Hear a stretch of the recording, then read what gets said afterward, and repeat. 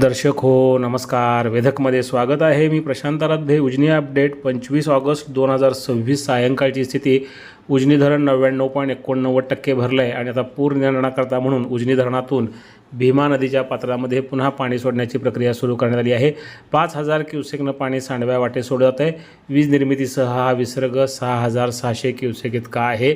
उजनीसह पुढे लाभक्षेत्रात सोलापूर जिल्ह्यात जरी पाऊस कमी असला तरी भीमा खोरे आणि घाटमाथ्यावर जो चांगला पाऊस झाला आहे त्यामुळे धरण हे झपाट्यानं भरलेलं आहे आणि त्यामुळं उजनी धरण हे आता जवळपास 99.89% भरल्यामुळं आणि आता पाणी साठवण्याकरता क्षमता कमी असल्यामुळे धरणातून 5000 क्युसेकनं पुन्हा पाणी सोडण्याची प्रक्रिया ही सुरू करण्यात आलेली आहे.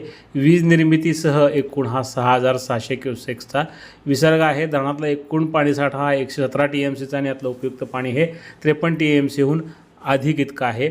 दरम्यान दौंडजवळची जी आवक आहे ती 5800 क्युसेक इतकी आहे. उजनी धरणातून अद्यापही जे पाणी सोडलं जातं आहे त्यामध्ये मुख्य कालव्यात 2500 क्युसेक, भीमा सिन्नरगड कालव्यात 900, दहिगाव योजनेकरता 110 आणि सीना माढा योजनेकरता 210 क्युसेकनं पाणी सोडलं जातं. या पावसाळा हंगामात उजनीवर सर्वात कमी पाऊस आहे. 188 मिलीमीटर पावसाची केवळ नोंद आहे.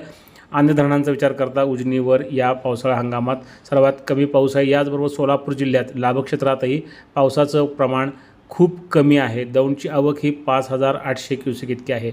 नीरा नदीवरील वीर धरण जे आहे ते 100% भरलं आहे आणि या धरणातून सोडण्यात येणारा पाण्याचा विसर्ग कमी करून तो आता केवळ 1100 क्युसेक इतका ठेवण्यात आला आहे. नीरा खोऱ्यातील धरणं ही 99% इतकी भरलेली आहेत.